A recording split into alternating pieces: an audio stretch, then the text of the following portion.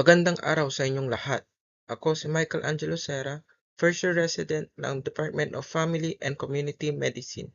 Narito po ako para ipresenta ang aking advokasya. STD Awareness and Prevention Advocacy. Sarili ay ingatan upang STD ay maiwasan.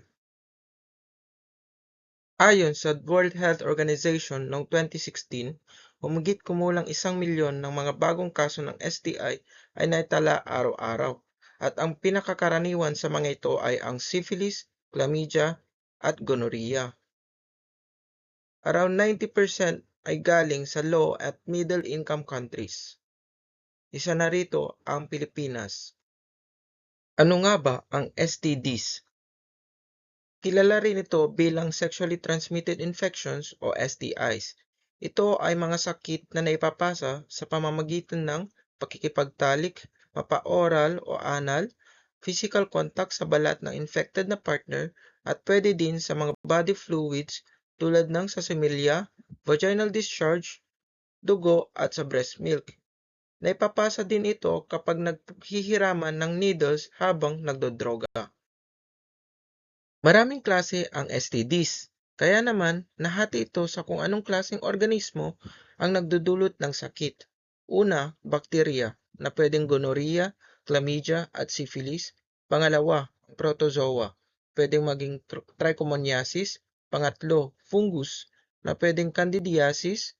Pang-apat, parasite na pwedeng pubic lice at scabies. At huli, ang virus na pwedeng herpes, human papillomavirus, hepatitis B at HIV.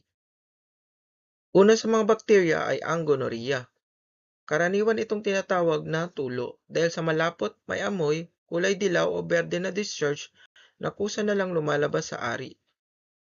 Maaring maipasa ito pabalik kapag ang partner ay hindi nagpagamot.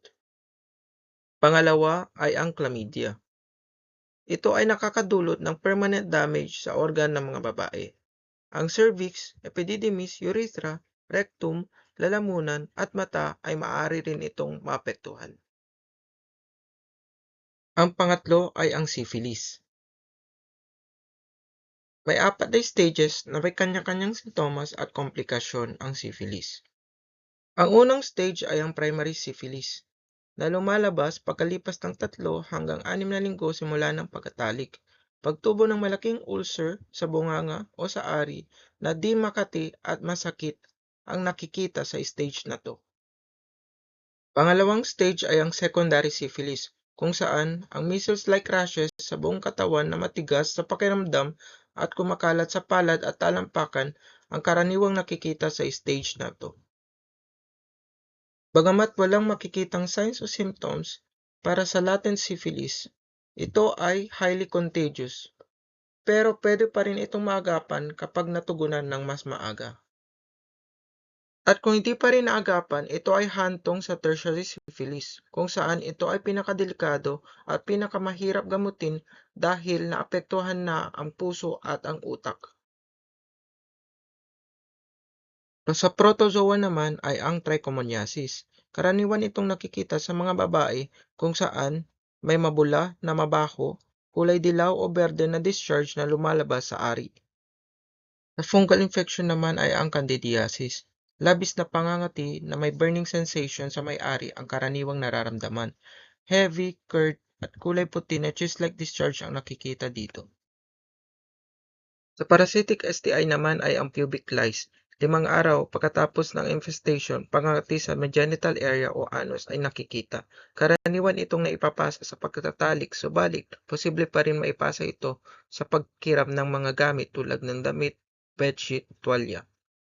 Ikalawa sa mga parasitic STI ay ang scabies. Sobrang makati na rash dulot ng isang parasite. Ito ay maipapasa sa pamamagitan ng contact sa infected na balat, pagtutalik, paghiram ng mga tuwalya, underwear o beddings ng taong may scabies.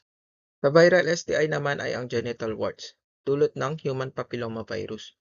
Lumalabas ito pagkalipas ng 6 hanggang 12 buwan simula ng infeksyon.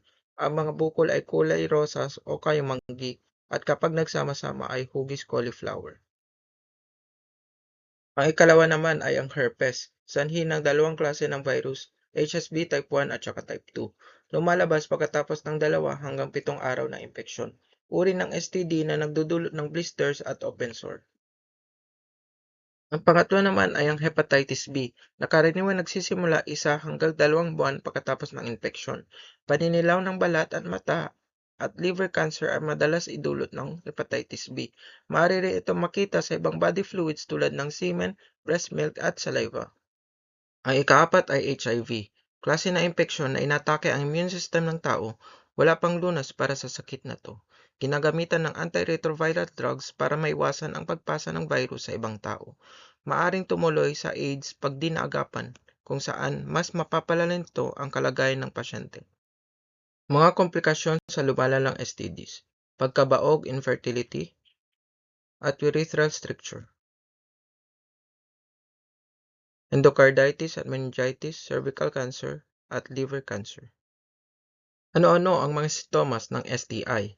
Masakit na pag-ihi, paglabas ng greenish or yellowish discharge sa ari, pangangati o paghapdi sa may genital area, pananakit sa ibaba ng pusod, genital ulcers, sakit habang nagtatalik.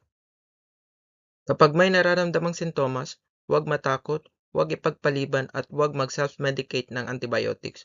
Dapat pumunta sa ospital, sa walk-in clinic at rural health unit. Abstinence ang pinaka-epektibong panlaban sa STD. Paano maiwasan ang STD? 5 paraan para maiwasan ang STD. A. Abstinence. B. Be faithful. C. Correct and consistent use of condoms. D. Don't do drugs. At E. Education and early detection. Tamang impormasyon mula sa expert at sa ibang sources tulad ng DOH, World Health Organization at iba pang ahensya sa kalusugan. Ugaliing umiwas sa fake news. Tandaan, sarili ay ingatan upang STD ay maiwasan.